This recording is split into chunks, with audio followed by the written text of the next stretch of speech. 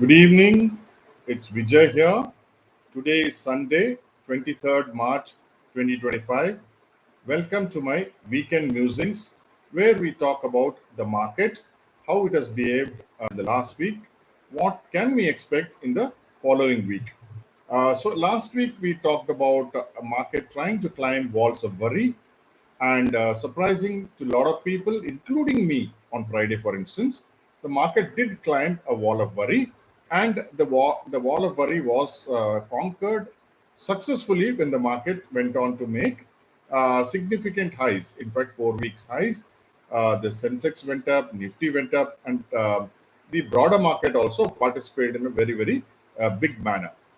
Now, if you look at what is happening at the end of the week on as far as Twitter at is concerned, or as the people on the social media or on the mainline media, all of them seem to be talking about, this is the last hurrah. So, what is the last hurrah? The last hurrah is a time when the market will, make its last dash and give you that confidence that things are bright, but then it will collapse. It's like, the talk of the lamp, which burns the brightest before it gets extinguished. So therefore, is it that is are we talking of the last hurrah, or is it something else? Is what we are going to discuss here. So now, why are people talking of the last hurrah? Because of Trump's tariff tantrums. They believe it will hurt America, and that's all they believe, and it will also hurt India. But here I'm taking a slightly different view that it will hurt America, but it could offer India a golden opportunity, something like what happened in 1991. So if you look at history of tariffs, America put tariffs in 1929, 1930, and as the Great Depression deepened, the Americans panicked. Then they thought it was because America imported lots of goods from other countries, so they put higher tariffs under the Smooth-Hawley Tariff Act, and that created the Great Depression. And in fact, the Great Depression increased for the next nearly about 8 to 9 years. Now, then it was championed to shield American farmers and manufacturers from foreign competition, but it instead triggered a retaliatory trade war, just like what is happening now. So, countries from Canada to Germany responded to their own tariffs.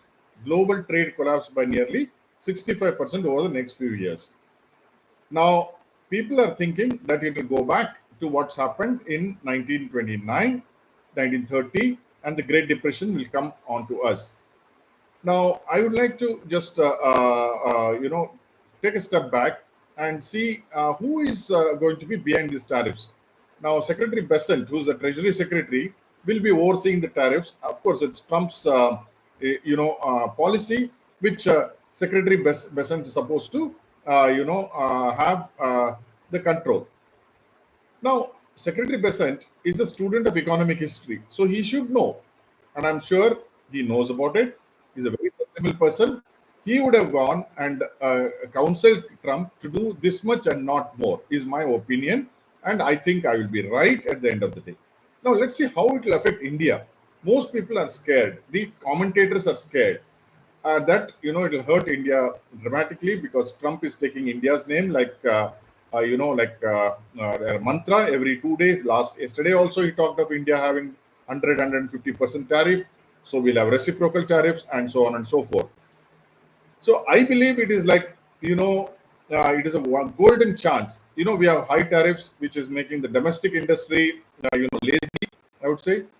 So if you remove the tariff, something similar to 1991, when liberalization happened, the domestic industry was up in arms, but liberalization brought in a new India. Today we are taking the benefits of that new India. So if you reduce the tariffs, I suspect in the short term there will be problems, but in the medium to long term, I think India will only gain. So in my opinion, that what we are seeing today will be similar to what's happened in 1991. I was there in 1991. I know how much the local industrialists opposed, but today they are taking the benefits of it. So if we are going to reduce tariffs, which we have already done, it will mitigate the risk of harsh retaliatory tariffs, and it will enhance India as an attractive investment decision because to enter and do business in India will become very easy.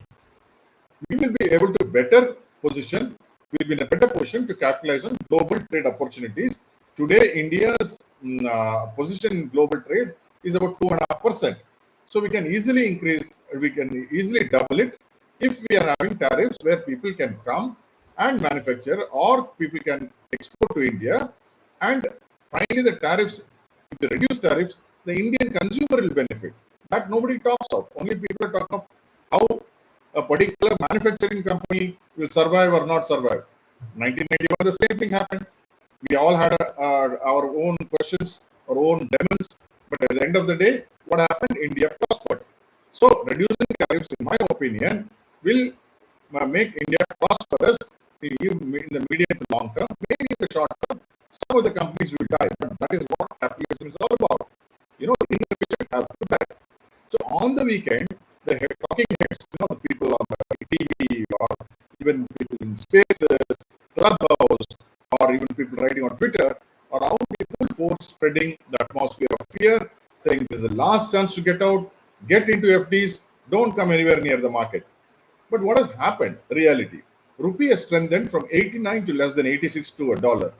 Just 3 weeks ago, people were talking it will go to 90, it will cross 90, and it will go to 100. All kinds of numbers were there.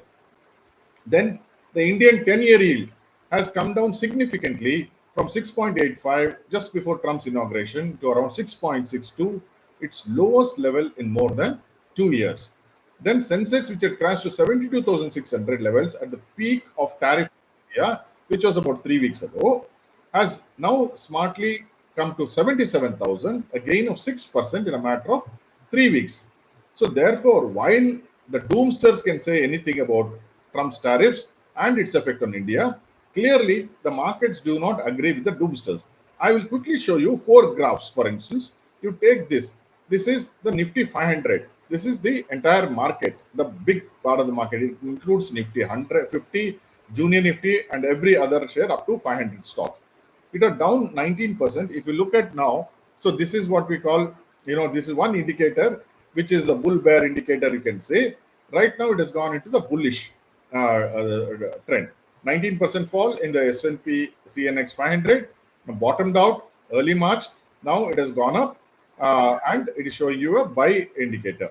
Same thing you take in mid cap. Mid cap index also had fallen 21.5%, and now it has shown a buy indicator.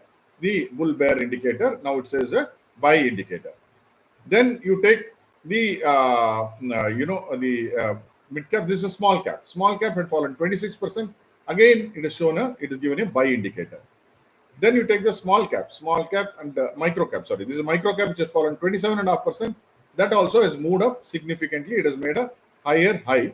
Now it will make a higher low also, in my opinion, and we should be off to the races. This is also called the bull bear indicator, is also called the super trend indicator. So therefore, I believe strongly that finally, as they say, bhav hi bhagwan hai. While the pessimists may argue, saying that this is the last hurrah, I do not believe so, because the market is clearly showing us that it is making actually higher highs. Sooner or later, it will make higher lows, and then we should be off to the races. And more than that, I believe that if we reduce tariffs, it will be good for India. It will not be bad for India, and it will also not be bad for US, because I think they will, tinker with the tariffs here and there to make it a win-win case. So I believe in the next 6 months. That's why I keep saying by Independence Day, I think we'll have seen something bright as far as Indian fundamentals are concerned. Despite all these tariffs, the markets will respond. They're already responding. The smart money is buying. I want to be with the smart money. Whom do you want to be with is your choice. Thank you for joining me. Bye.